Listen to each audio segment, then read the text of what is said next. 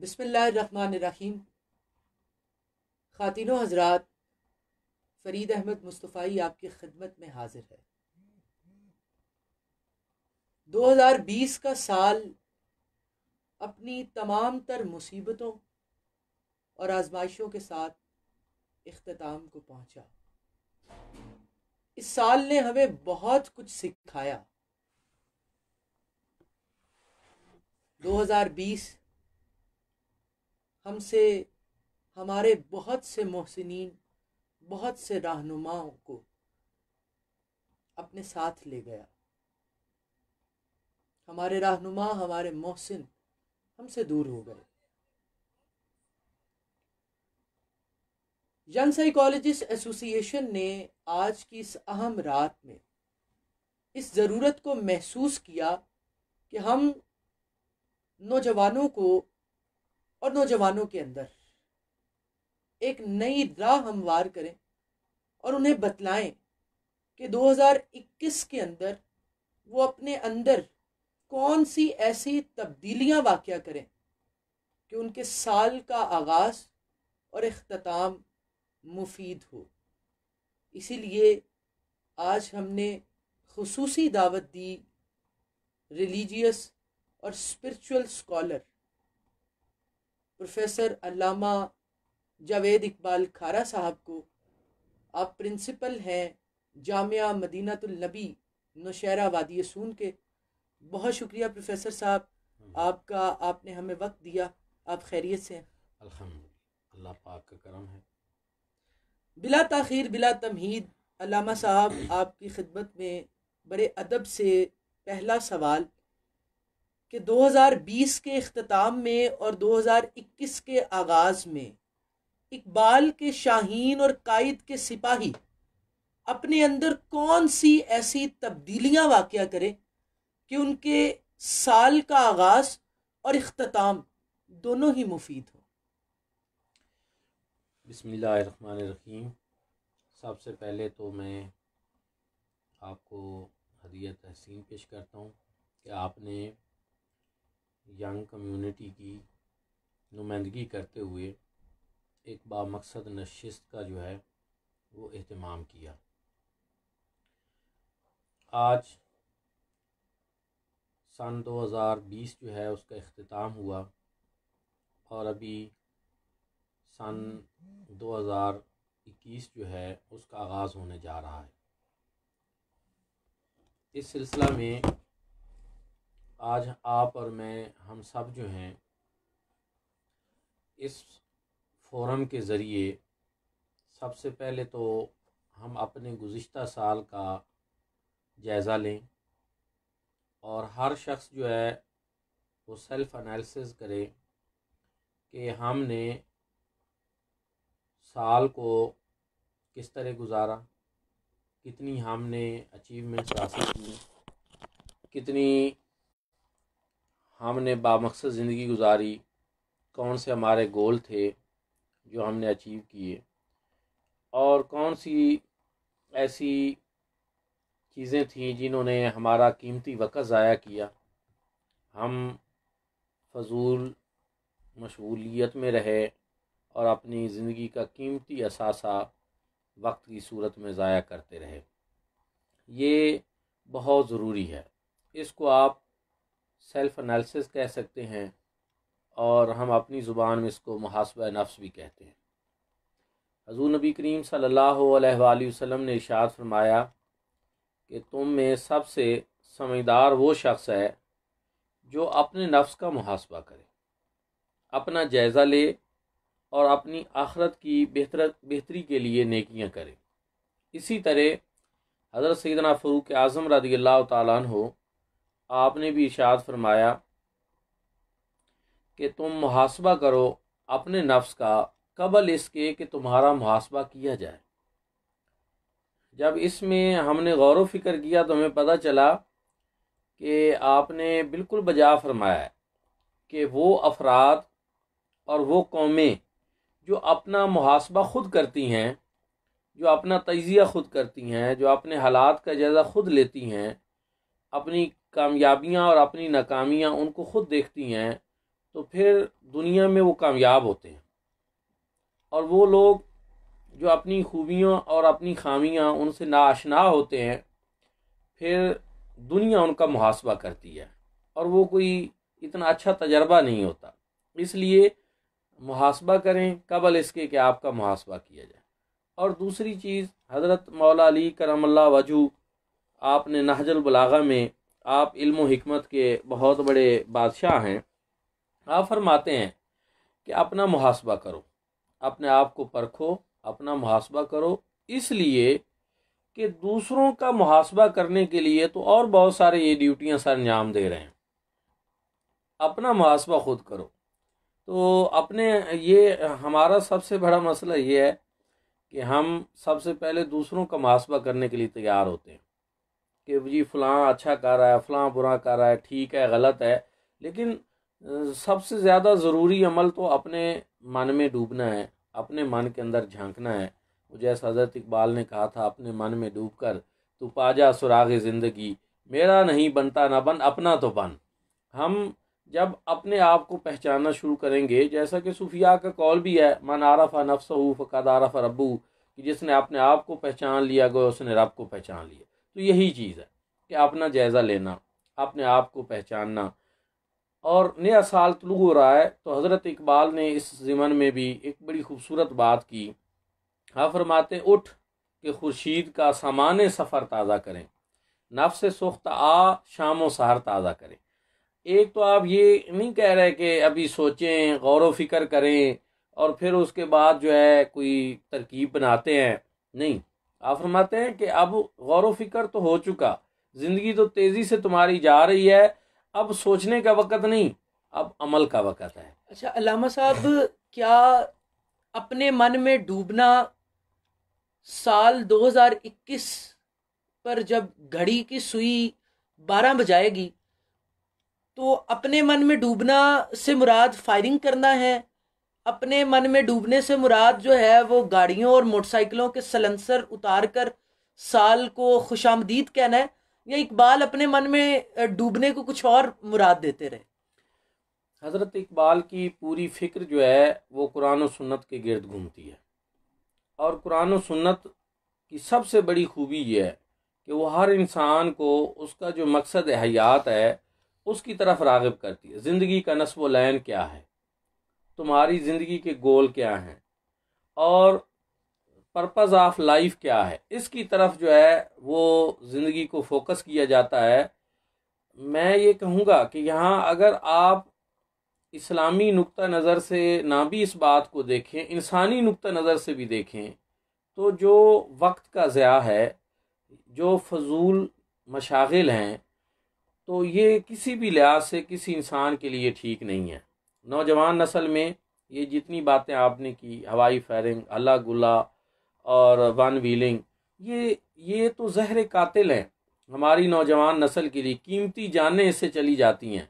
हज़रत इकबाल तो कुड़ते, इसीलिए नौजवानों को कहा कि ये तुम किन चक्रों में पड़े हो, अपना आप पहचानो, अपनी खुदी को पहचानो, अपने मकाम और मर्तबे को पहचानो। जैसा कि एक जगह पे हज़रत इकबाल ने ये कहा था कि तेरा जोहर है नूरी पाक है तू, कि नूर दीदा है अफलाक है तू। एक जगह पे फ़िरोग दीदा है अफलाक है तू, तेरा सैद ज़बू अफरिश्ता हूर, कि शहीन शाह लौलाक है तू। तुम तो हुज़ूर नबी करीम सल्लल्लाहु अलैहि वसल्लम के शहीन हो, जिन हो चुकी हो। वो कौम जो अपनी बका की जंग लड़ रही हो, तो वो ऐसे कामों में तो कभी भी मसरूफ़ नहीं होती। इसीलिए हज़रत इकबाल ने एक और मकाम पे बड़ी खूबसूरत बात की कि मैं तुझको बताऊं, तुझको बताऊं कि तकदीर उमम क्या है, शमशीर व सीना अवल तौस व रुबाब आखिर। कि सबसे पहले तो दुनिया में अपनी बका की जंग लड़ी जाती है, और वो तौस व रुबाब से नहीं, नाच गाने से नहीं, फजूल चीज़ों से नहीं, बल्कि अपने कुव्वत बाजू से, अपनी फ़िक्र और सोच से, इन चीज़ों से ये सारी चीज़ें की जाती हैं। लेकिन हम, ये हमारी बड़ी बदकिस्मती है कि हमारी कौम ने जो काम करने थे वो करती नहीं है, और जो नहीं करने थे उनमें मसरूफ़ है। तो ये तो सबसे कीमती लम्हा ये है इस वक्त कि जब शमसी तकवीम से ही सही, बाद लोग तो इस बात में उलझते हैं कि हमारा साल तो कमरी साल है, ये फ़लाँ का शमसी है। मैं कहता हूँ शमसी हो या कमरी हो, ये इस चक्कर की बजाय हमें ये देखना है कि हमारी ज़िंदगी का एक कीमती साल गुजर गया और हम अपनी कब्र के लिहाज से, अपनी ज़िंदगी के लिहाज से एक और साल जो है वो आगे चले गए हैं और हमारी ज़िंदगी के कीमती साल असल में तो कम हुआ है। अब जो थोड़े बहुत रह गए हैं उनमें हमने क्या करना है? क्या मज़ीद गफलत में वक्त गुजारना है? क्या मज़ीद हमने अपने वक़्त को ज़ाया करना है? हमारे हज़रत ज़ियाउल-उम्मत जस्टिस पीर मोहम्मद करम शाह अल अज़हरी रहमतुल्लाह ताला अलैह बहुत बड़े इस्लामिक स्कॉलर थे और कुरान पाक की तफसीर लिखी, ज़ियाउल नबी शरीफ सीरत की अजीम किताब लिखी। तो आप फरमाते हैं कि बंदा मोमिन की सबसे कीमती तरीन मता तो उसका वक्त होता है, और वो लोग जो वक्त की नाकदरी करते हैं फिर वक्त भी उन लोगों को किसी काबिल कदर मकाम पे नहीं पहुंचने देता। वक्त की कदर ये बहुत अहम है। टाइम मैनेजमेंट ही तो सारी ज़िंदगी है। वक्त पे की हुई बात ही फ़ायदा देती है, वक्त पे किया हुआ काम ही ठीक होता है।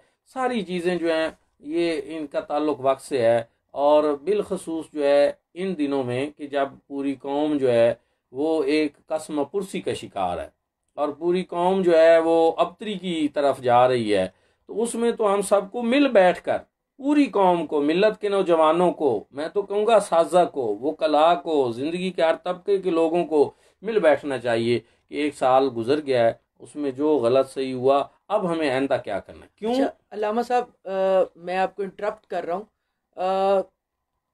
जैसे ही आज का दिन करीब आया, जहाँ हम सुबह जो है वो 2021 के सूरज को देखेंगे, व्हाट्सएप और स्टेटसेस पर ये मैसेजेस चलना शुरू हो गए कि अगर मैंने कोई गलती की है, कोई दिल दुखाया है तो मुझे माफ़ कर दें। तो क्या साल के इख्तिताम में मैसेजेस पर, टिकटॉक्स पर, स्नैपचैट्स पर, इंस्टाग्राम पर माफ़ी नामा अपलोड करने से माफ़ी मिल जाती है? असल में ये जो दुनिया है सोशल मीडिया की, इसकी अहमियत ज़रूर है, लेकिन ये एक तरह की एक ख़याली दुनिया भी है, एक फ़ज़ाई दुनिया है। तो मैं तो समझता हूँ कि जो जिस्मानी तौर पर मौजूदगी है किसी मामले में, जो उसकी अहमियत है वो इन चीज़ों की बहरहाल नहीं है, बावजूद इसके कि मैं सोशल मीडिया जो है ख़ुद भी बड़ा यूज़ करता हूँ और इसके पॉजिटिव यूज़ के हक़ में भी हूँ। लेकिन जो है फ़िज़िकल, एक आपने किसी को दुख दिया है तो फिर आप उसके पास चले जाएं, फिर उससे माफ़ी मांगें। और दूसरी चीज़ ये है कि माफ़ी में सबसे आम चीज़ ये है कि हकूक़ुल्लाह के लिए तो माफ़ी है, और हकूक़ुल इबाद के लिए माफ़ी नहीं होती, वो तलाफ़ी होती है। और उसके लिए यही है कि हकूक़ुल्लाह तो अल्लाह पाक ने माफ़ फरमा देने हैं, लेकिन हकूक़ुल इबाद के लिए हम दुनिया में उसकी तलाफ़ी करें। किसी का दिल दुखाया है तो दुनिया में उससे माफ़ी मांगें और फिर कोई एक ऐसा काम करें जिससे उसके दिल की तस्कीन भी हो जाए। तो ये चीज़ें बड़ी ज़रूरी हैं और मैं इसीलिए कहा करता हूँ कि हमें दूसरों के एहसासात का ख्याल रखना ये तो हमेशा हमारे लिए बड़ा ज़रूरी है। लोग आज मज़ाह में दूसरों की दिल आज़ारी करते हैं, दिल तोड़ते हैं, प्रैंक हो रहा है जी, मज़ाह हो रहा है, लेकिन उसकी शख्सियत का बेड़ा गर्क किया जा रहा है, उसकी इज़्ज़त नफ्स मजरू की जा रही है। नहीं, मज़ाह लतीफ़ होना चाहिए, जो किसी की तबे नाजुक पे गनाह ना गुजरे, जिससे किसी की दिल आज़ारी ना हो, जिससे किसी को तकलीफ़ ना पहुँचे, बल्कि उल्टा उसके अंदर खुशी के एहसासात जन्म लें। तो ऐसा मज़ाह जो है ये तो सुन्नत नबवी है। लेकिन ये जो हमारा सिलसिले हमारे माशरे में आ रहे हैं, तो ये चीज़ें जो हैं ये तो किसी लिहाज से भी दुरुस्त नहीं हैं। अच्छा अल्लामा साहब, मुझे ये बताइएगा कि इस्लामी तरीका नए साल को खुशामदीद कहने का, वेलकम कहने का क्या है? हम नौजवानों को बड़ा आसान कर कर रहनुमाई फरमाइएगा कि इस्लाम क्या कहता है कि नए साल को हमें किस तरह से वेलकम, जी आया नु कहना चाहिए।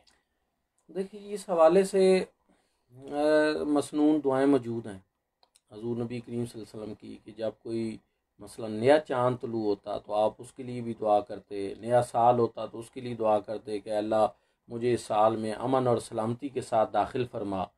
और बंदा मोमिन के लिए तो फिर यही है कि उसकी ज़िंदगी का जो लम्हा लम्हा है, हम तो ये दुआ करें कि ये जो अब 2021 का ये जो साल अब शुरू हो रहा है, तो अल्लाह रब्बुल इज़्ज़त हमें ये तौफीक दे कि इसका कोई लम्हा ज़ाया ना गुजरे, बामकसद हो, हर लम्हा इसका बामकसद हो। क्योंकि ये चीज़ बहुत ज़रूरी है कि ज़िंदगी बहुत कीमती है, सांसें बहुत कीमती हैं। इमाम गज़ाली ने भी इस बारे में इह्या उल उलूम में बड़ी तफसील के साथ ज़िक्र किया है कि गाफिल हैं वो लोग जो अपनी कीमती मता जो हयात है इसको ज़ाया कर रहे हैं। और बंदा जो है वो तो है ही अपने काम के साथ। अगर एक शख्स जो है वो काम नहीं कर रहा, कुछ नहीं कर रहा, तो उसकी ज़िंदगी तो फारिग है। बंदा तो वही है जो काम कर रहा हो और जो वर्क कर रहा हो, जो अपनी ज़िंदगी को बामकसद गुजार रहा हो, ज़िंदगी का एक नस्ब लैन है। तो ये चीज़ें बड़ी ज़रूरी हैं। मैं फिर ये कहूँगा कि मुस्लिम उम्मा का सबसे बड़ा मसला ये है कि एक हम वक्त की नाकदरी करते हैं, वक्त का ज़या करते हैं, और दूसरा हमारा सबसे बड़ा मसला वो ये है कि हम को ये भी पता नहीं कि हम ऐसा कर रहे हैं। वो एक तो होता है कि ज़या जो है ना उसका पता होना, तो हमें उसका पता ही नहीं है, एहसास ही नहीं है। इसीलिए किसी ने कहा था कि हम हुए इस कदर बेहिस के एहसास से ज़या भी जाता रहा, वाय नकामी मताए कारवां भी जाता रहा, कारवां के दिल से एहसास से ज़या जाता रहा। तो बुज़ुर्ग लोग तो कहते हैं कि अगर किसी चीज़ का एहसास उजागर हो जाए तो ये कामयाबी की पहली सीढ़ी होती है। तो इसलिए हज़रत ज़ियाउल उम्मत जस्टिस पीर मोहम्मद करम शाह अज़हरी रहमतुल्लाह ताला अलैह का मैं आज ही पढ़ा था कि आपने जब 1964 ख़त्म हुआ, 1965 का साल शुरू हुआ, तो आपने भी यही कहा कि अल्लाह पाक हमें ये तौफीक दे कि हम इस साल में कुछ कर सकें। और यही चीज़ है कि हमें अपना गोल सेट करना चाहिए। अगर तालिब इल्म है तो उसको अपने तालीम के हवाले से, ताजिर है तो अपनी तिजारत के हवाले से, अगर एक आलिम दीन है तो अपना इदारा चला रहा है तो इदारे के हवाले से, किसान है तो अपनी ज़मीन के हवाले से कि एक कि मैंने आइंदा के लिए क्या करना। यहाँ मैं एक हज़ूर नबी करीम सल्लल्लाहु अलैहि वसल्लम की खूबसूरत हदीस पाक है उसका हवाला ज़रूर देना चाहता हूँ। आप सल्लल्लाहु अलैहि वसल्लम ने इरशाद फरमाया, मन इस्तवा यौमा हो फ़व मग़बून, कि जिस आदमी के 2 दिन बराबर गुजर जाए वो खिसारे में है। तो इससे हम इसको इसी तरह देख सकते हैं। 2 दिन कैसे बराबर गुजर जाए कि अगर एक बंदा है उसने गुज़िश्ता कल अपने काम में जितनी तरक्की की थी आज भी उतनी ही रही, और उसने कोई उससे आगे बढ़ाया नहीं है काम को। तालीम है तो तालीम को, तिजारत है तो अलगरज ज़िंदगी के तमाम शोबे जो उनको, तो अगर उसने अपने काम को आगे नहीं बढ़ाया, 2 दिन उसके बराबर गुजर गए तो वो खिसारे में है। ये हमें म्यार दिया हमें हमारे पैगम्बर आज़म सल्लल्लाहु अलैहि वसल्लम ने, जो मौल्लम इंसानियत हैं, मौल्लम कायनात हैं। उन्होंने हमें बताया कि 2 दिन बराबर गुजर गए तो इंसान खिसारे में है। यहाँ तो हमारे सालों के साल बराबर गुजर जाते, कोई तब्दीली नहीं आती, कोई चेंज नहीं आती, कोई हम जहाँ पे खड़े थे अब भी अगर वही खड़े हैं तो फिर ये समझ लें कि हम खिसारे में हैं। इसलिए हम सबको चाहिए कि हम अपने सबका साल का जायज़ा लें और आइंदा साल के लिए प्लानिंग करें। इस ज़िमन में मैं एक बात और भी कहूँगा कि वो तमाम इदारे, वो तमाम तंजीमें जो अपना जायज़ा नहीं लेते वो इदारे ख़त्म हो जाते, वो तंजीमें ख़त्म हो जाती हैं। और जो मुहासबा करती हैं अपना और अपना जायज़ा लेती हैं और बड़े दकीक नज़री से जायज़ा लेती हैं, बड़ी बारीक बीनी से, अपना जितना कोई अपने आप को ज़्यादा बारीक बीनी से देखता है वो उतना कामयाब होती हैं। यहाँ फ़र्द की भी यही बात है। इदारे जिस तरह तंजीमात चीज़ें दुनिया के अंदर आप देखें कि जिन कौमों ने अपने मुहासबा नफ्स को बेहतर किया है तो उनकी तरक्की हुई है, और जिन्होंने इन चीज़ों में गफलत की है तो वो पीछे रह गए।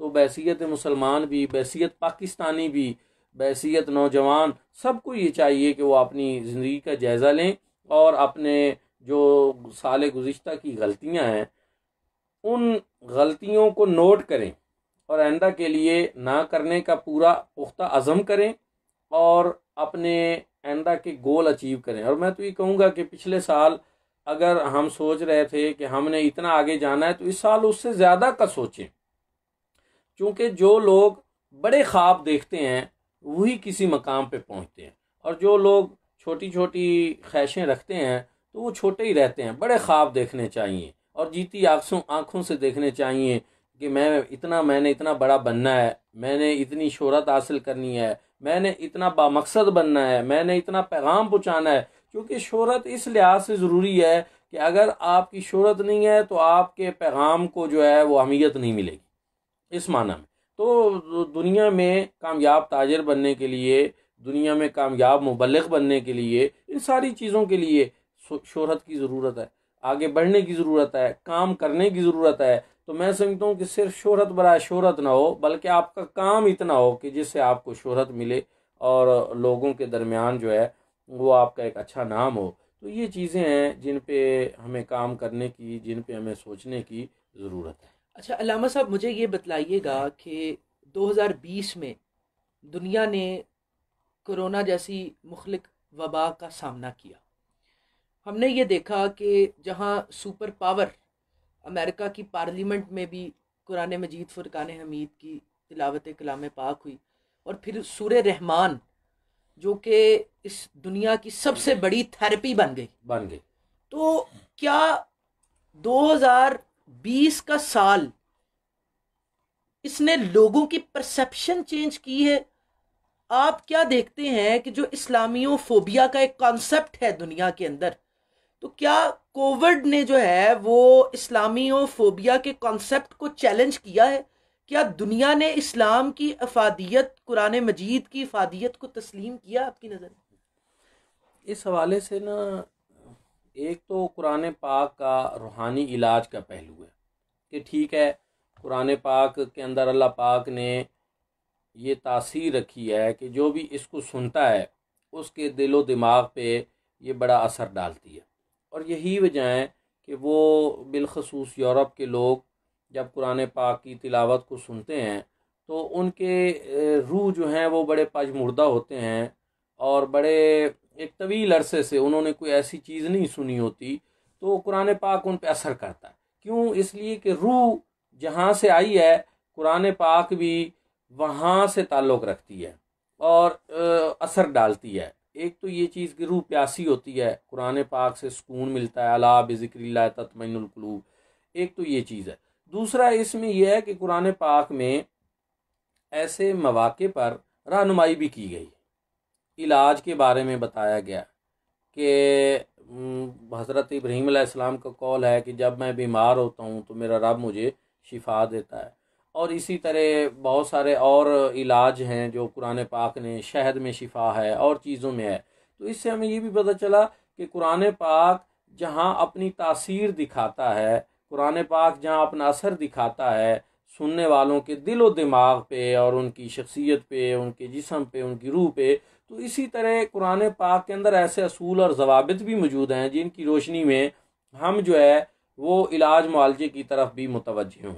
अच्छा, इसमें एक चीज़ ये है कि बाज़ लोग जो हैं वो ये समझते हैं कि शायद इस्लाम में कोई इलाज मुआलजा जो है इस हवाले से कोई रहनुमाई नहीं है, बल्कि कुरान मजीद फुरकान हमीद सिर्फ पढ़ कर दम करने से शिफा मिलती है।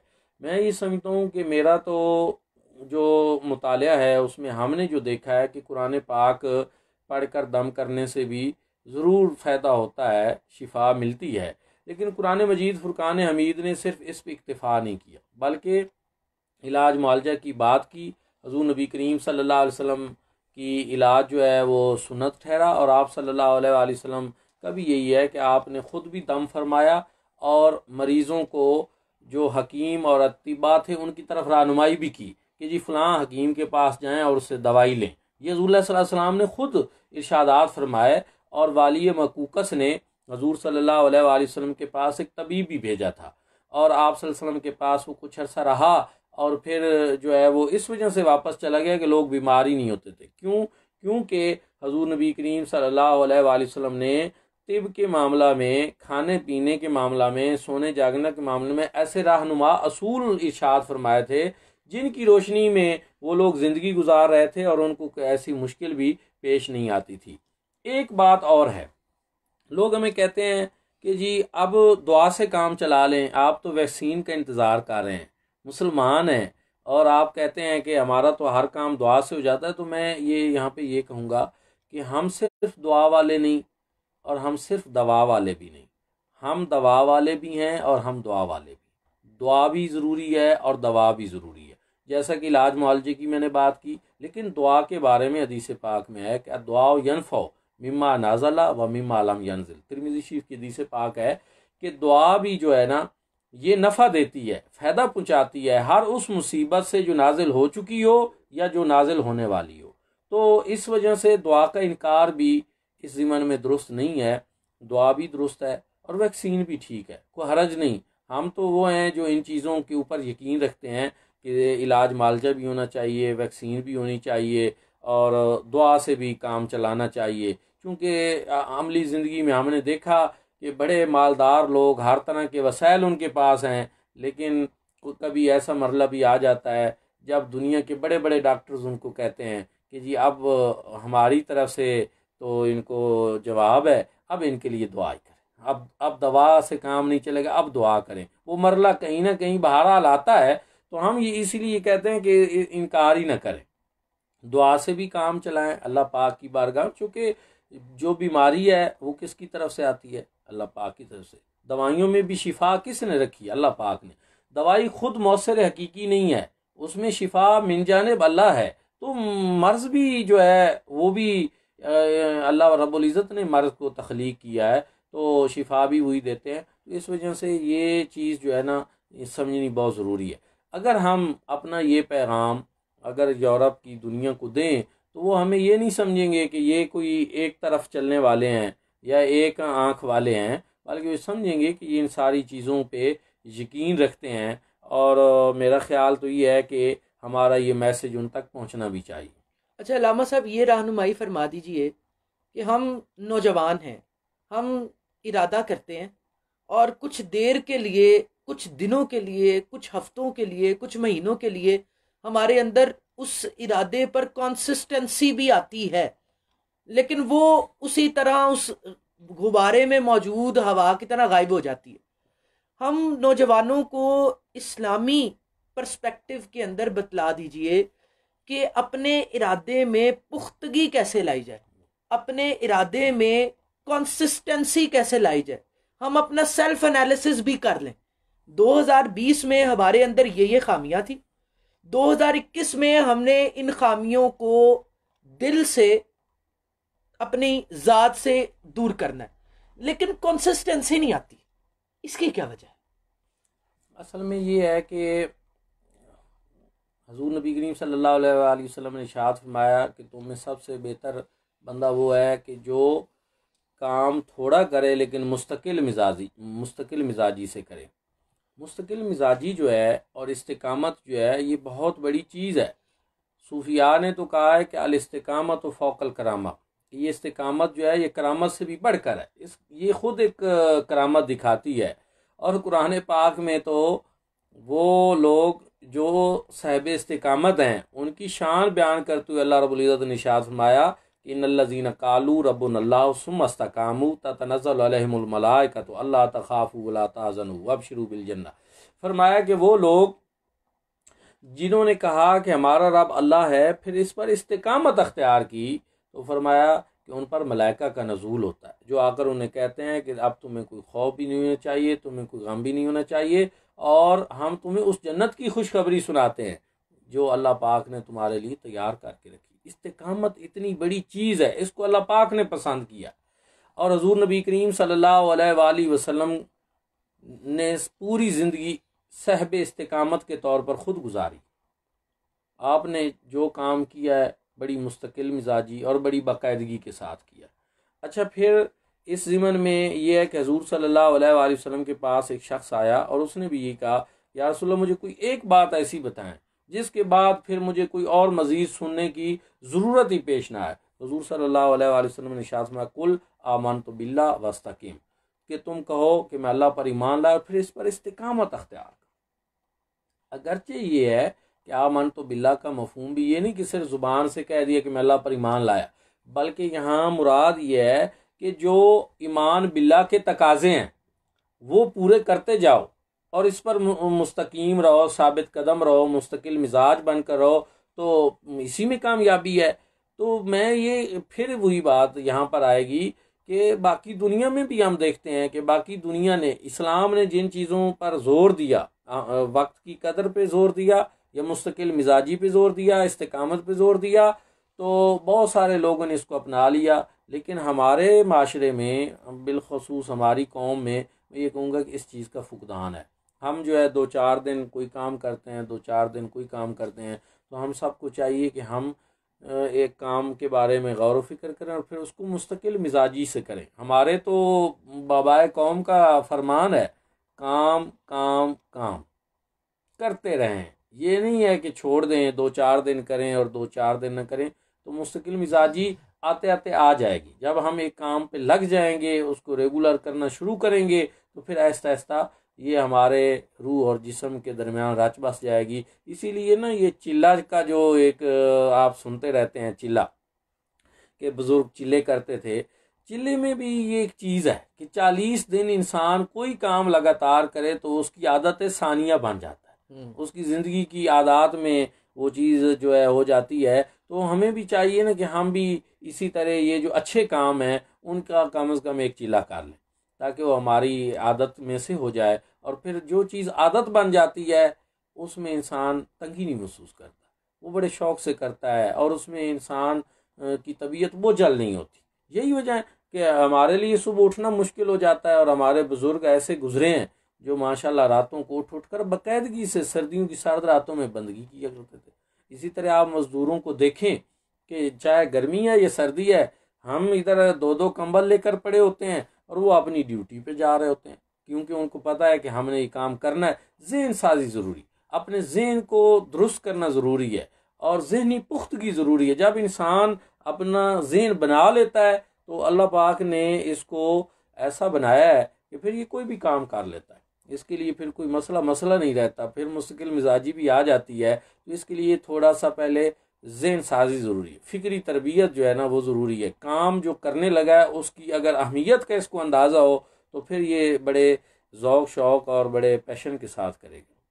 अच्छा ख़ातिनो हज़रात, आपके सवालात भी हम आज के इस लाइव सेशन में लेंगे और अल्लामा साहब से रहनुमाई आज की इस अहम रात, जहां हम 2021 को खुशामदीद वेलकम कहने वाले हैं।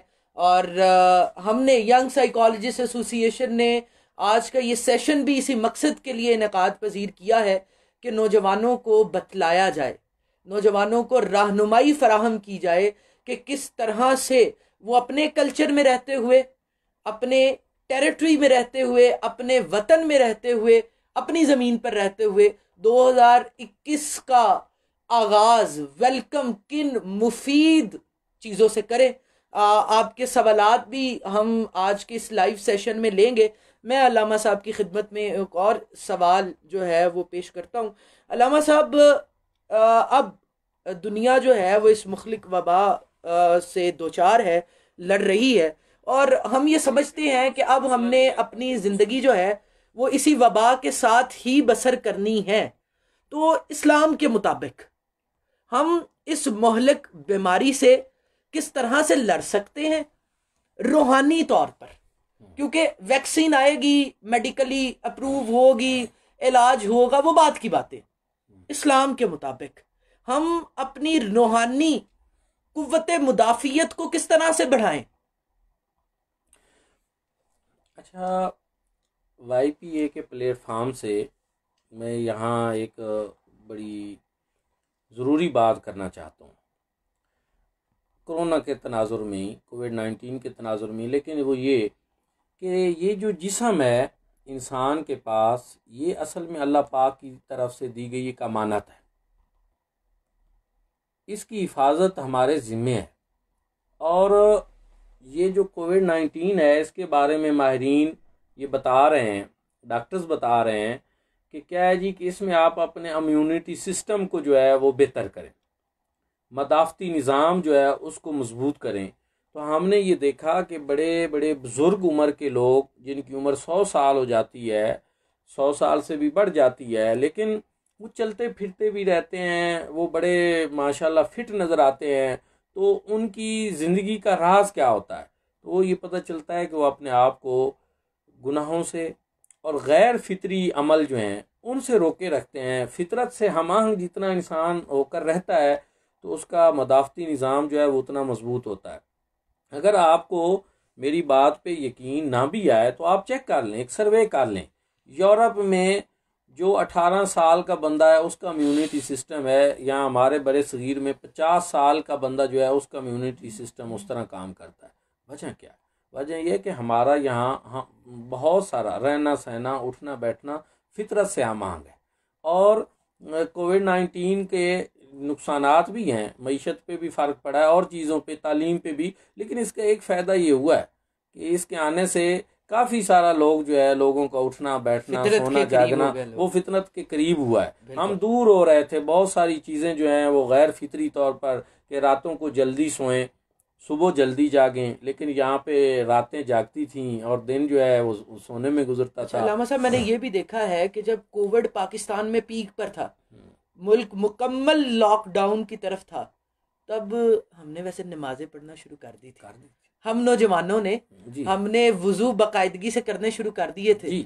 हमने दुरूद शरीफ और जितने भी आयात और वो आते थे हमने शुरू कर दी थी। अब फिर ख़त्म हो गई। क्योंकि उस वक़्त शुरू में लोग खौफजदा हुए और लोगों ने ये समझा कि अब जो है ना वो हमारी बका इसी में है, कि वो कहते हैं, ये भी कहते हैं कि जी आप अपने हाथों को धोएं, साफ़ सुथरे, नज़ाफ़त, सफाई, तहारत, ये सारी चीज़ें जो हैं इस्लाम में तो ऑलरेडी एक हमें पूरा चार्टर दिया गया है, एक हमें शेड्यूल दिया गया है कि 5 वक़्त आप जो है नमाज के लिए वज़ू करें, ठीक है। और इसी तरह जो है आप साफ़ सुथरे रहें, सारी चीज़ें। तो जो लोग इस्लाम के मुताबिक इस्लामी तर्ज ज़िंदगी को अपना लेते हैं, तो वो लोग जो हैं फितरत से हमआहंग भी होते हैं, उनका इम्यूनिटी सिस्टम भी बेहतर होता है, मदाफ़ती अमल भी बहुत बेहतर होता है। बहरहाल इसमें कोई शक नहीं कि ये जो इस तरह की वबाएँ होती हैं, ये एक आलिम दीन के लिए भी उतना ही ख़तरा होती हैं जितनी एक ताजर के लिए, जितना एक किसान के लिए, जितना दूसरे लोगों के लिए। लेकिन फिर भी ये है कि जो लोग फितरी ज़िंदगी गुजार रहे होते हैं और दीनी असूलों के मुताबिक ज़िंदगी गुजार रहे होते हैं, तो वो दूसरे लोगों से निस्बतन बेहतर ही साबित होते हैं। इसमें एक और चीज़ भी है कि ये जो आप फरमा रहे थे कि हम नमाज़ों की तरफ और इन चीज़ों की तरफ ज़्यादा आए, तो मैं समझता हूँ कि कितना अच्छा हो कि हम खौफ की बजाय अल्लाह रब्बुल इज़्ज़त के प्यार और मोहब्बत में ये काम करते रहें।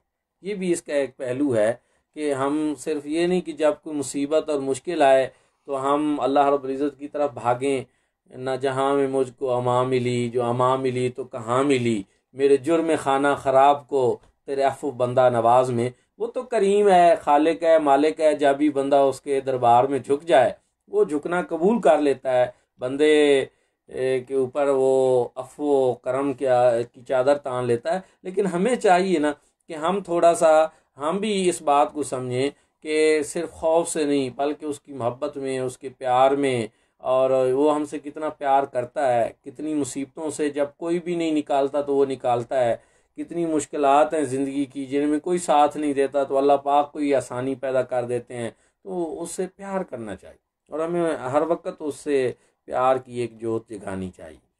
यानी हमें 2021 का आगाज़ ही अल्लाह से कुर्ब और मोहब्बत से करना चाहिए। बेशक अल्लाह रब्बुल इज़्ज़त का कुर्ब, अल्लाह पाक की रज़ा, अल्लाह रब्बुल इज़्ज़त की इताअत और उसके हुज़ूर नबी करीम सल्लल्लाहु अलैहि वसल्लम से इश्क और मोहब्बत और वफ़ादारी, इससे हमें इस साल का आगाज़ करना चाहिए और बाकी पूरी ज़िंदगी जो है इसी पैटर्न पे आगे हमें लेकर चलनी चाहिए। तो इंशाअल्लाह अल्लाह रब्बुल इज़्ज़त करम फरमाएंगे, बहुत बड़ी तब्दीली आएगी, हालात बदलेंगे। और मैं तो समझता हूँ, मैं तो अपने नौजवान भाइयों को कहूँगा कि आप इस साल ना अज़म कर लें, दुनिया को बताएं कि हमने पाकिस्तान को 2021 के अंदर जो है वो दुनिया की सुपर पावर बनाना है। हमने इसके लिए मिलकर काम करना है, हमने जिद्दोजहद करनी है, ज़िंदगी के हर शोबे में जो जहाँ है वो ये तहैया कर ले कि एक साल हमने गफलत में नहीं गुजारना। तो आप देख लेना माशाल्लाह हमारी कौम में टैलेंट है, हमारी कौम में काबिलियत है, सलाहियत है, जज्बा है, और जितनी अल्लाह रब्बुल इज़्ज़त ने इस कौम को नेमतें अता फरमाई हैं दुनिया में हमें बाकी कौमों में इतनी देखने को नहीं मिलती। बस थोड़ी सी सुस्ती, लापरवाही और गफलत और इस तरह की जो चीज़ें हैं, बस इनसे हमने छुटकारा हासिल करना है। तो इंशाअल्लाह बड़े हालात बदलेंगे, बड़ी तब्दीली आएगी और आप देखेंगे क्या ही अच्छा इंशाअल्लाह। हो कि घड़ी पर 12 बजे और अल्लाह के जिक्र से 2021 का आगाज़ किया आगाज़ जाए, करें उसके दुरूद व सलाम रसूल से, करीम सल्लल्लाहु अलैहि वसल्लम पर दुरूद व सलाम दुरूद व के सलाम गजरे पेश पेश किए किए जाएं। जाएं। तो देखिए कितनी रूहानियत और कितनी इससे बरक़ात जो हैं वो ज़ाहिर होंगी।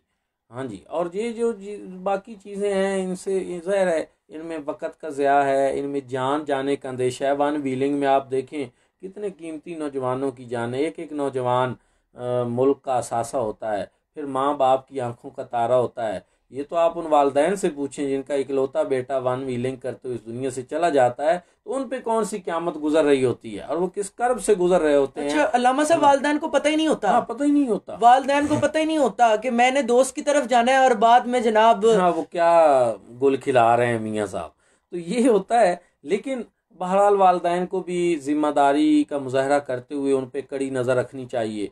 आज जो है ना, मैंने देखा कि हमारे यहाँ इस इलाका में भी इर्द गिर्द भी जो है मुख्तलिफ़ जगहों पे गवर्नमेंट ने भी जो है वो ऐलानात भी करवाया, सोशल मीडिया के ज़रिए भी, और मुख्तलिफ़ जगह पे नाके लगे हुए थे। मैंने पता किया कि ये क्या मसला है, ये क्यों बैठे हैं, तो उन्होंने बताया कि ये इन चीज़ों को रोकने के लिए वन व्हीलिंग और ये जो चीज़ें इस तरह की इस मौके पे न्यू ईयर नाइट के मौके पे हल्ला गुल्ला और ये चीज़ें करते हैं। तो यहाँ मैं एक और बात भी कहूँगा कि जहाँ हमने इतना बताया कि हमारा इस्लाम इस हवाले से क्या कहता है, फिर हमारे मुल्क हमारी रियासत और वो भी ये कह रही हो कि आप ऐसा ना करें, और माँ बाप और संजीदा तबका बाशऊर लोग माशरे के ज़हीन अफराद जो हैं, माशाल्लाह YPA ने ये जो एक फोरम जिस पे आज हम बात कर रहे हैं, तो मैं समझता हूँ कि ये एक बड़ा फिक्री तौर पर जो है बड़े अप्रोच वाले लोगों का फोरम है। ये कोई ऐसा नहीं है कि ऐसे ही लोगों का एक इकट्ठ है या हजूम है, नहीं, बल्कि ये माशाल्लाह हमारे मुल्क के बड़े पढ़े लिखे संजीदा और मतीन लोग जो हैं वो, और इस पे आपने ये सिलसिला किया, चलो कुछ ना कुछ दोस्त हमारी बात सुनेंगे, हमारे पैगाम मोहब्बत को सुनेंगे, और मैं तो समझता हूँ कि अगर कुछ भी इस पे अमल कर लेंगे तो ये बड़ी बात है। तो वो काम हम कभी भी ना करें जो हमारे इस्लाम में पसंदीदा नहीं है, और जो हमारे आइन मुल्क रियासत और कानून में पसंदीदा नहीं, हमारे माशरे और सोसाइटी में भी पसंदीदा नहीं है, तो हम वो काम क्यों करें।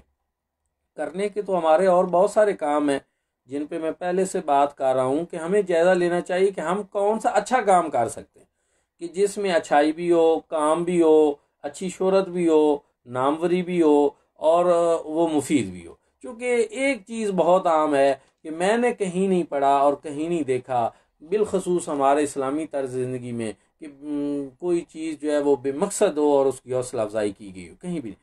आप देखें कि अगर खेल कूद जिस्मानी वर्जिश के लिए हो तो उसकी तो हौसला अफजाई की गई है कि चलो उसमें एक मकसद है कि आपके जिस्म की जो है वो अफजाइश का उससे ताल्लुक है, और इस्लाम ने उसको पसंद किया। लेकिन अगर खेल कूद जो है उससे वक़्त का ज़िया होता हो तो इस्लाम इसको पसंद नहीं करता।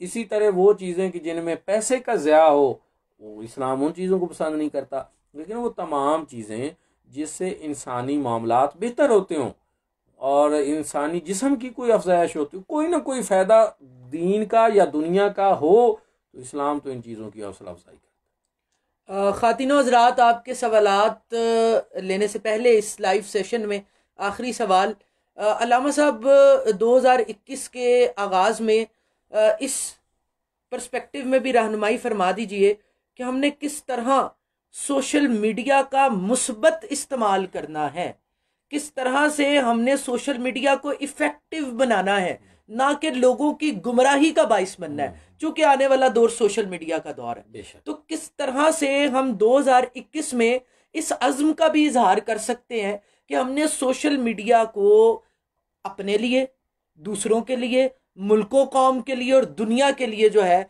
वो एक मस्बत टूल इस्तेमाल करना है।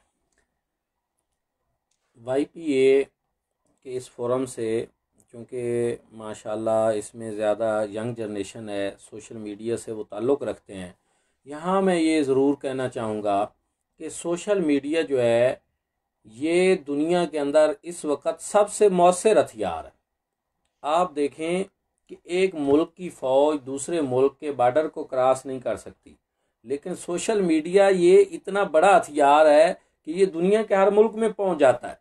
इसके लिए कोई बैरियर नहीं है, कोई रुकावट नहीं है। दुनिया में हर घर में हर जगह पे ये पहुंच जाता है। इसकी असर अफरीनी से इनकार नहीं किया जा सकता। सही। आप देखें कि सोशल मीडिया के ज़रिए जो है, फेसबुक देख लें, फेसबुक के हवाले से जो इसका बानी है मार्क जुकरबर्ग जो हैं, उनसे अमरीकी अदालत ने जब पाकिस्तान के इंतखाबात होने थे तो उनको तलब किया और उनसे पूछा कि आप बताएं कि रूस के इंतखाबात पे आप असरअंदाज हुए थे, तो क्या अब आप पाकिस्तान के इंतखाबात पे भी असरअंदाज होंगे, या आपने अपनी पॉलिसी में कोई तब्दीली किया है या कोई ऐसा सिक्योरिटी सिस्टम आप लाए हैं।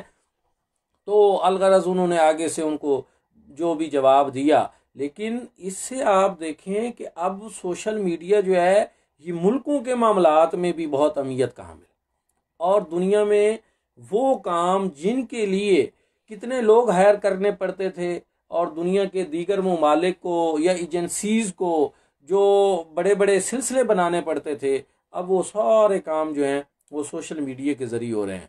इसलिए इसको एक तो महज ऐसे नहीं समझना चाहिए कि ये कोई ऐसी चीज़ है या कोई गैर अहम चीज़ है। ये बहुत अहमियत की हामिल है और ये मैं तो कहूँगा कि बहुत हसास भी है। इसलिए इसका इस्तेमाल जो है वो बड़ा सोच समझ कर हमें करना चाहिए। सबसे पहली चीज़, इसके ज़रिए जो नुकसान होता है वो होता है कि सुनी सुनाई बात को आगे फॉरवर्ड कर दें।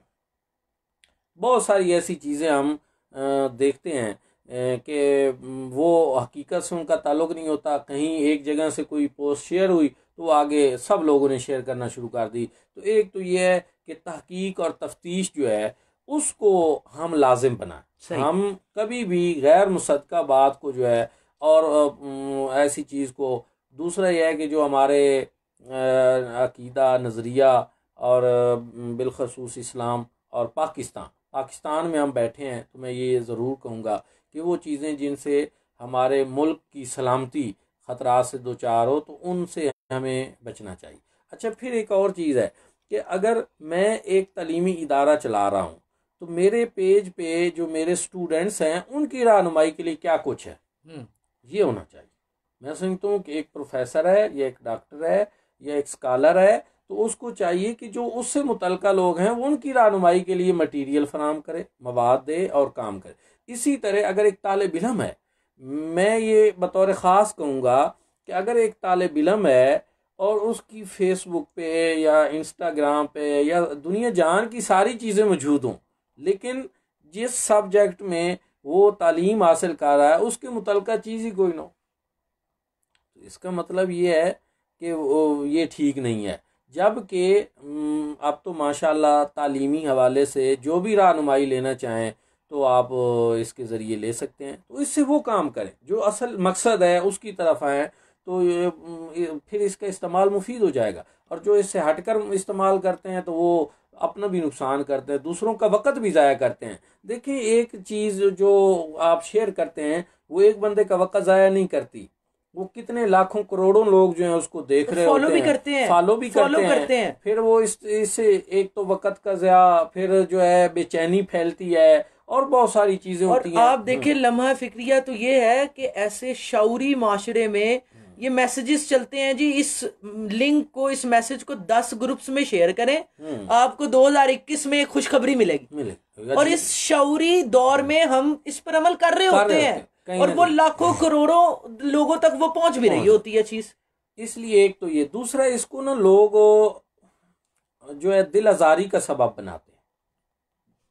बहुत सारी ऐसी चीज़ें सियासी हवाले से अगर आप देखें तो एक जमात के कारकुनान और वर्कर दूसरी जमात के लीडरों पे, लीडर को ऐसे तो नहीं पैदा होते। मैं तो अजीब बात यह है कि इस हवाले से एक बड़ा वाज़े मौक़िफ़ रखता हूँ। मैं कहता हूँ लीडर किसी जमात का भी हो तो बहरहाल उसका एक न एक एहतराम है।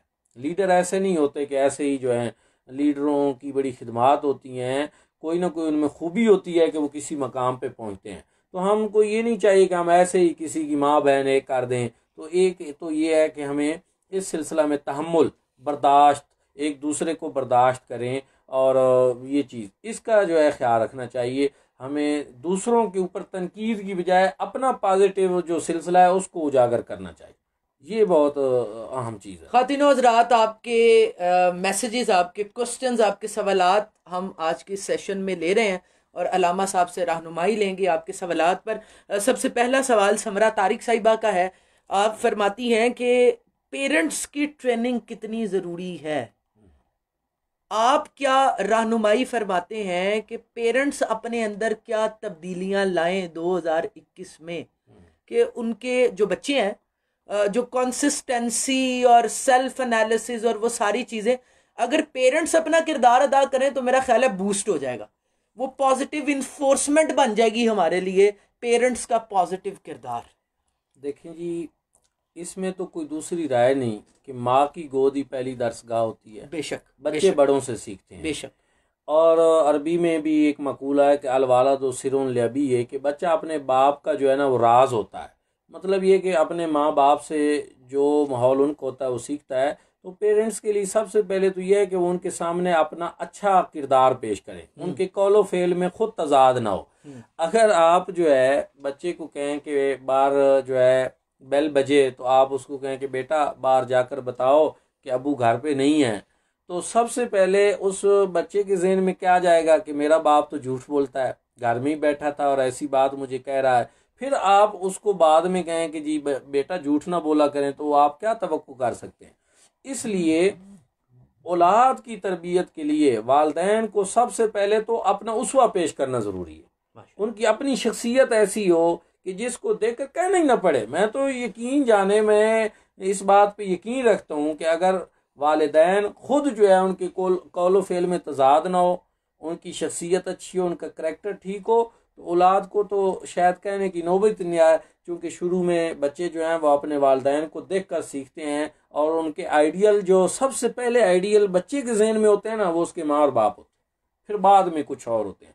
तो फिर वो माँ और बाप की गलत हरकत की वजह से और उनकी जो कौलो फेल में तजाद है उसकी वजह से और बहुत सारी चीज़ें हैं, तो वो बच्चे जो हैं फिर उनसे दूर हो जाते अच्छा हैं। लामा साहब, वैसे कभी कभी अपने बच्चे को ये कहना कि अब्बू घर नहीं है मुफीद होता है वैसे? शायद हो, लेकिन ये बात तो बहरहाल यही है ना कि एक बात गलत, बात तो बहरहाल गलत ही होती है इस अंदाज में। अच्छा, एक सवाल आया है, बड़ा इंटरेस्टिंग सवाल है। जी। वो कहती हैं जी, खातून है, वो कहती है मैं अच्छा काम करती हूँ और अच्छा काम करने के बाद मेरा दिल जो है ना वो उकता जाता है अच्छे काम से, इसकी क्या वजह? नहीं, असल में तो ये है कि बंदा मोमिन जो है ना उसकी पहचान ही ये है कि अगर उसको ये पता करना हो कि मैं ईमान के किस दर्जे पे हूँ, तो वो कहते हैं उसके लिए मेयार ये है कि वो अच्छे काम पे उसका दिल खुश हो, और जब कोई बुरा काम करे तो उसके दिल को परेशानी हो। तो मैं तो इनको ये कहूँगा कि आप अगर अच्छा कर रहे हैं तो फिर इसमें उकताने वाली तो कोई बात ही नहीं है। अच्छा काम तो अच्छा ही है, और अच्छे काम से बंदा उकताता नहीं है, उसको जारी रखना चाहिए और मज़ीद अच्छे की तलाश में जो है वो सरगर्दान रहना चाहिए।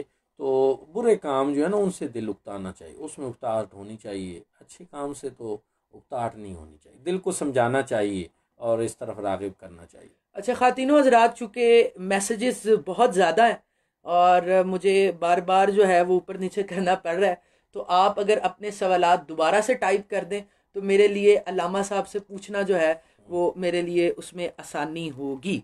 अच्छा जी, अल्लामा साहब, मेरे पास बहुत सारे सवालात हैं यहाँ पर, मैं 2 से 3 सवालात आपकी खिदमत में जो है वो पेश करता हूँ, आप बारी बारी कर कर जवाब दे दें।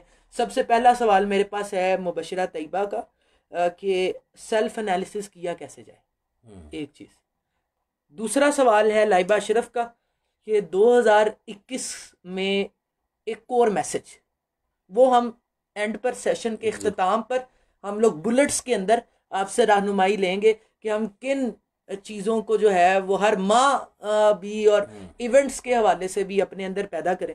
सबसे पहले तो ये बता दें, और खातिनों हज़रात अगर आपका कोई सवाल है तो आप दोबारा से टाइप कर दें ताकि मेरे लिए आसानी हो।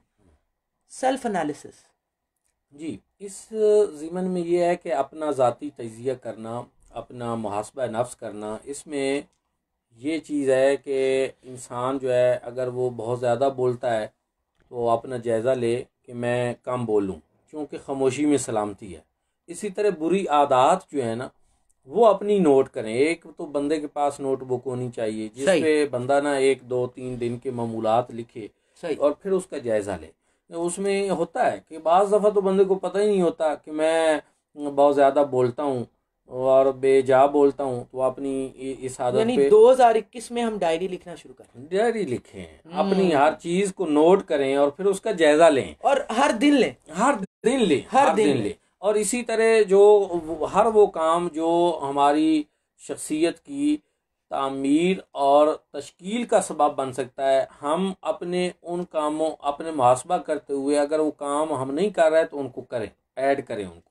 और वो बहुत सारी चीज़ें जो हमने अपने तबीयत पे बोझ उठाए हुए होते हैं ना, हम अपने ऊपर बोझ गीबत का, झूठ का, चुगली का और बहुत सारे फजूल चीज़ों का, तो हम उनको अपनी ज़िंदगी से दूर कर दें। इस तरह अपनी आदत दूर करना औखा हो तो फिर नहीं, ऐसा ऐसा हो जाता है। ज़हन बंदा बना लेना तो बंदा सब कुछ कर गुजरता है। अच्छा, सारे सवाल जो है ना ये मेरे लिए भी बड़ी तफ्तीश है।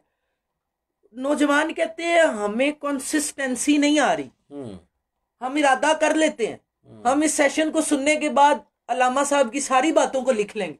और भाई कंसिस्टेंसी, अल्लामा साहब कोई वजीफा बता दें, कोई चीज बता दें ताकि हम अपने इरादों के अंदर कंसिस्टेंसी लाएं।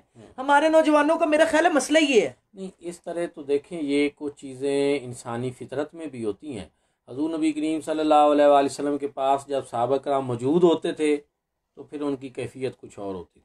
जब वो अपने घरों में चले जाते थे तो फिर उनकी कैफियत कुछ और होती थी। और उन्होंने एक इस तरह अर्ज़ भी किया तो हज़ूर सल्लल्लाहु अलैहि वसल्लम ने फरमाया कि अगर तुम हर जगह एक जैसे हो जाओ तो फिर तो तुम फरिश्ते हो जाओ। तो एक चीज़ ये है कि ये होता है फितरी तौर पर, लेकिन इसका फिर यही एक हाल है कि ऐसी नशिस्तें होती रहें जिनमें तज़क्कुर, तफ़क्कुर, तदब्बुर और ये इन चीज़ों पे ज़ोर दिया जाए। फ़ज़क्किर इन्न ज़िक्रा तनफ़उल मोमिनीन, कि कागे के बार बार याद दहानी कराओ। तुम्हारा ये याद दहानी कराना जो है ये मोमिनों के लिए नफ़ा बख्श है, बार बार याद दहानी। तो मैं समझता हूँ कि जो वो लोग माशरे के जिनकी ये ड्यूटी है कि वो लोगों को इन चीज़ों की अहमियत उजागर करें, तो उनके लिए ये है कि वो अपने इस सिलसिले को लगातार जारी रखें, ये सिलसिले होते रहें ताकि इसके ज़रिए जो है वो एक तसलसल जारी रहे। और ये सारी नमाज जो है जी वो क्या कंसिस्टेंसी में की रोल प्ले नहीं करती? बहुत ज़्यादा करती है। अच्छा, वो देखिए ना, एक तो उसमें ये बताया गया कि इन्ना सलात कानत अलल मोमिनीन किताब मौकूता, वक्त की पाबंदी का बेहतरीन तरीका नमाज है। और 5 वक़्त इंसान अल्लाह के हजूर हाजिर हो तो नमाज से बाकायदगी आती है। फिर नमाज में इंसान को यकसुई कि अपनी सजदा की, देखें ना योगा की मशकें क्या होती हैं, उनमें कहते हैं कि आपका जी दिमाग तेज़ होगा, आप यकसू होंगे तो आपकी कारकर्दगी बढ़ेगी। और उसमें क्या एक पॉइंट पे फोकस कर लें। तो इधर भी कहा गया कि आप जब खड़े हैं क़याम में तो आप अपने सुजूद की जगह को फोकस कर लें। इसी तरह सजदे के अंदर जब बंदा जाता है तो दिमाग जो सारा दिन हमारा सर ऊपर रहता है और उसके ऊपर खून की गर्दिश सही तरीके से नहीं होती, लेकिन जब हम सजदे में जाते हैं सर नीचे चला जाता है, बाकी बदन ऊपर हो जाता है, तो फिर इसमें जो है खून का भी एक सर्कुलेशन होती है। बहुत सारी चीज़ें नमाज अलगरज जिस्मानी रूहानी फ़वायद रखती है और इस हवाले से ये एक बेहतरीन चीज़ है और बेहतरीन वजीफ़ा है इस पर अमल करना। अच्छा, मैं आपको एक बड़ी खुशाइन चीज़ बताता हूँ। हमारे व्यूवर्स में से बहुत सारे व्यूवर्स ऐसे हैं कि जो डायरी लिखते हैं। हाँ, माशाल्लाह, ये बड़ी एक अच्छी आदत है। देखें। अच्छा, एक सवाल बड़ा इंटरेस्टिंग आया है अक्सा का। आप कहती हैं कि सर मेरा किसी के सामने नमाज पढ़ने को दिल नहीं करता, तन्हाई में नमाज और कुरान पढ़ना पसंद है, तो इसमें भी रहनुमाई फरमाएं। हाँ, इसमें ये है कि जो फ़राइज़ है ना उनके बारे में तो ये है कि वो लोगों के सामने भी बहरहाल बंदा पढ़े, ताकि एक तो लोग उसको नमाज से गाफिल ना समझें, बेनमाज ना समझें। तो इसलिए फ़राइज़ जो हैं वो अगर ख़वातीन हैं वो तो वैसे ही अपने घर में पढ़ेंगी, अगर मर्द हैं तो उनको चाहिए कि मस्जिद में जाकर साहब, इस इस्लामी जमहूरिया पाकिस्तान जो इस्लाम की बुनियाद पर बना, मैं आपको अपने पर्सनल एक्सपीरियंसेस बताऊं, दोस्तों के मजमे में या महाफिल में हम हेजिटेट फील करते हैं नमाज पढ़ने के लिए कि वो एक मजलिस लगी हुई है, अगर हम नमाज पढ़ेंगे तो ये ना कह देंगे या वेह जी ये नमाजी। तो ये इसमें भी रहनुमाई फरमाएं जरा। इसमें एक चीज़ ये है कि वो चीज़ जो बंदे के मामूलात में से हो, मसलन एक बंदा नमाज पढ़ता है, बाकायदगी से पढ़ता है, तो वो लोगों के सामने पढ़े या अलहदगी में पढ़े, वो पढ़ता रहे, इससे कोई फ़र्क नहीं पड़ता। क्यों? क्योंकि ये उसकी एक पहले से रूटीन है और वो ये काम करता है, अब लोगों के दिखाने के लिए नहीं कर रहा। दिखावा उसको कहते हैं कि एक बंदा जो है पहले कभी भी नमाज नहीं पढ़ी, चंद बंदे देखें तो फिर तैयार होकर पहुंच जाए जी। जिस तरह के कभी कभी हमारे वज़रा और बड़े लोग जो हैं वो नमाज ईद, अब तो पहले तो कभी कभी रस्मी तौर पर वज़राए आज़म की ईद की नमाजें और वो चीज़ें दिखा देते थे, तो अब तो ये एक अजीब इत्तेफाक है कि हमारे वज़ीर आज़म साहब ईद वाले दिन भी सोए हुए होते हैं, उनकी वो भी हम देखने से, झलक देखने से महरूम हो जाते हैं। बहरहाल ऐसे मौके पे जो है ना, जो स्पेशली एक एहतमाम करके अपने आप को जो है वो करना, वो ठीक नहीं है। रूटीन में अगर बंदा पढ़ता है तो वो पढ़े, वो उसकी वो एक बाकायदगी है और इसमें कोई हरज नहीं, चाहे लोग उसको देख रहे हैं चाहे नहीं देख रहे। इसी तरह नफली इबादत भी अगर बंदा जो है पहले पढ़ता है तो वो पढ़ता रहे, उसमें फिर वो रियाकारी या वो चीज़ नहीं होगी। लेकिन इसमें तरीका सबसे बेहतर यह है कि फ़रैज़ जो हैं वो मस्जिद में बाजमात अदा किए जाएँ और बकिया नमाज जो है वो इंसान बेशक अलहदगी में अपने घर या जहाँ भी अपना। अच्छा अलामा साहब, मैं मेरी नाकिस अकल के मुताबिक, इल्म के मुताबिक, घर का माहौल नमाज के अंदर कंसिस्टेंसी में, जी जी 2021 को हम वेलकम कह रहे हैं, तो बहुत सारे पेरेंट्स भी देख रहे हैं हमें। जी जी जी तो आप उन्हें क्या मैसेज देंगे? जी मैं तो कहूँगा कि सबसे पहले तो वालिदैन को खुद चाहिए कि वो नमाज की पाबंदी करें और अपने बच्चों को साथ लाएं, मस्जिद में साथ लाएं और मुसल्ले पे। और अगर छोटे बच्चे हैं तो उनको अभी से आदत डालें कि बेटा वज़ू इस तरह करें, इस तरह नमाज, साथ खड़ा करें, उनको आदत डालें ताकि वो वालिदैन को देखते देखते हुए घर के उनका माहौल ऐसा बन जाए कि वो इन चीज़ों के आदी हो जाएं। और ये बड़ा ज़रूरी है। वालिदैन ही जब ऐसा करेंगे और नमाज रोज़े की पाबंदी करेंगे तो औलाद यकीनन उसके ऊपर इसके असरात भी होंगे और वो करेंगे। अच्छा, एक बड़ा इंटरेस्टिंग सवाल है और ये बड़ा ज़रूरी भी है। नुमान हैं हमारे, बड़े मुतरक मेंबर भी हैं, बड़ा एक्टिव भी रहते हैं।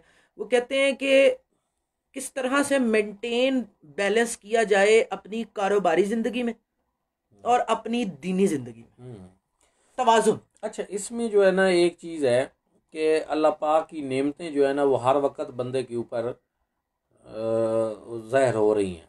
कोई लम्हा इंसानी ज़िंदगी का ऐसा नहीं कि जो नेमत से खाली हो। सही। लेकिन अल्लाह रब्बुल इज़्ज़त ने उसका शुक्र अदा करने के लिए ना हर वक्त हमारी ड्यूटी नहीं लगाई, बल्कि 5 वक्त जो नमाज पढ़ लेता है तो वो उन नेमतों के शुक्रिया अदा करने वालों में से हो जाता है। ये क्यों है? 5 नमाजें क्यों हैं? हर वक्त नमाज क्यों नहीं? हालांकि जब नेमतें हर वक्त मिल रही हैं तो हर वक्त हमें सही दरेज होना चाहिए था। तो अल्लाह रब्बुल इज़्ज़त ने इसीलिए कि मेरे ये बंदे जो हैं इन्होंने काम काज करने हैं और मसरूफियात बहुत सारी करनी है, तो फिर इस वजह से ताकि इनकी ज़िंदगी भी डिस्टर्ब ना हो, ये एक असूल दिया।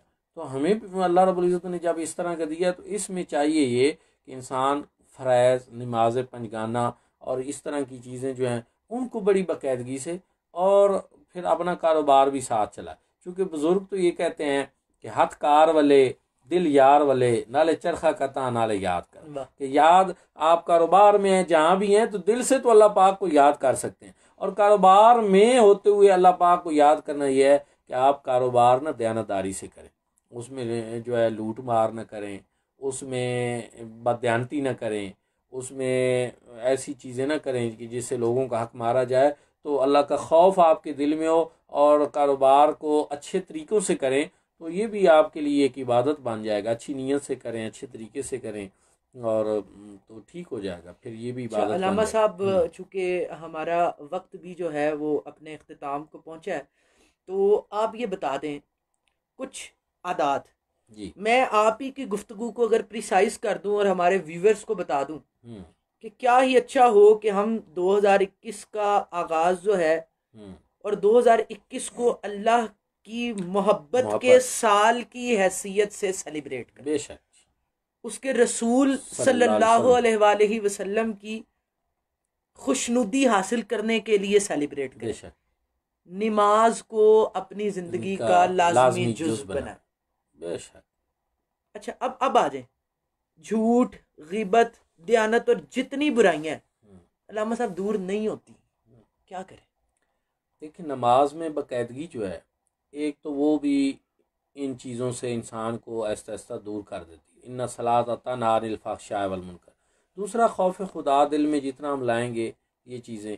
तीसरी चीज़ है कि माहौल, अगर आप माशरे के बिगड़े हुए बुरे और फसादी लोगों में बैठेंगे या फासिक व फाजिर लोगों में बैठेंगे तो आप भी गुनाह के ऊपर जो है वो तैयार हो जाएंगे या इस तरह।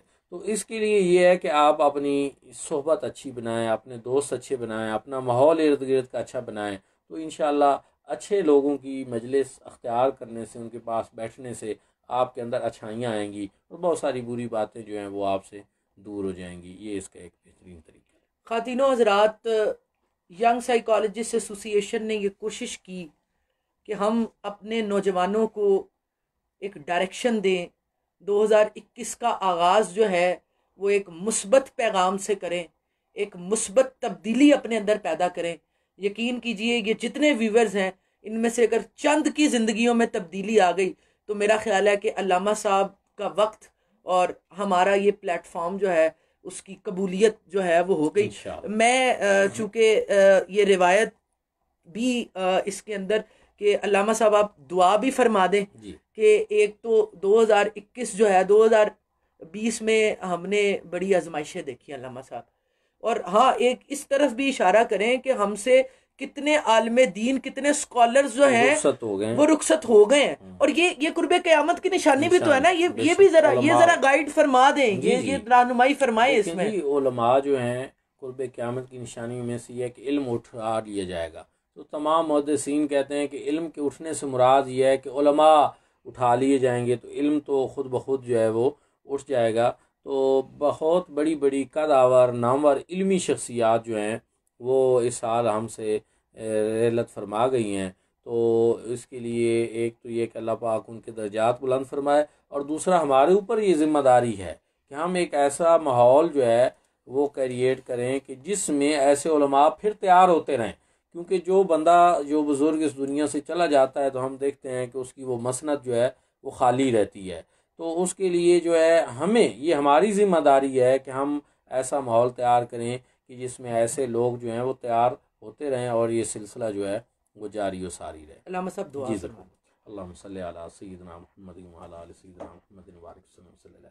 मेरे मालिक, जो गुज़िश्ता ज़िंदगी में, गुज़िश्ता सालों में और बिलखसूस इस गुज़िश्ता साल में हमसे जो कमियाँ कोताहियाँ हुई उनको माफ़ फरमा। जो तेरी रज़ा के बग़ैर कोई अमल हुआ उसको माफ़ फरमा, और आइंदा साल अपने और अपने महबूब करीम सल्लल्लाहु अलैहि वसल्लम की इताअत फरमाबरदारी में गुजारने की तौफीक नसीब फरमा। अमन और सलामती का साल हो आलम इस्लाम के लिए भी, पाकिस्तान के लिए भी, वतन अज़ीज़ पाकिस्तान के इस्तेकाम का साल हो। हम सब को इस मुल्क के लिए, इस कौम के लिए, आलम इस्लाम के लिए मुफीद खिदमात से अंजाम देने की तौफीक अता फरमा। मेरे मुल्क के, मिल्लत के नौजवानों को वो जज्बा अता फरमा कि जिससे ये अपने मुल्क और कौम के लिए ऐसे काम करें जिनसे हमारे मुल्क और कौम का नाम रोशन हो और दुनिया में हम एक तरक्की याफ्ता कौम के तौर पर सामने हैं। अल्लाह रब्बुल इज़्ज़त हमारी जो हमने कहा उस पर अमल करने की भी हमें तौफीक अता फरमाए, जो हमने सुना उस पर अमल करने की तौफीक अता फरमाए। और YPA का ये जो प्लेटफार्म है, अल्लाह रब्बुल इज़्ज़त इसमें मज़ीद बरकतें अता फरमाए। इसमें जो नौजवान हमारे फ़रीद अहमद भाई साहब और इनके अलावा जितने दोस्त इनके साथ हैं, इनकी जितनी टीम है, मैं उनके लिए भी दुआ गूँ कि ये एक मुस्बत काम कर रहे हैं। अल्लाह रब्बुल इज़्ज़त इनके इल्म में, अमल में, इनके काम में मज़ीद बरकतें अता फरमाए। सल्लल्लाहु तआला अला खैरिल खल्क़ि सय्यिदना मुहम्मद व अला आलिहि व सहबिहि अजमईन बिरहमतिका या अरहमर राहिमीन।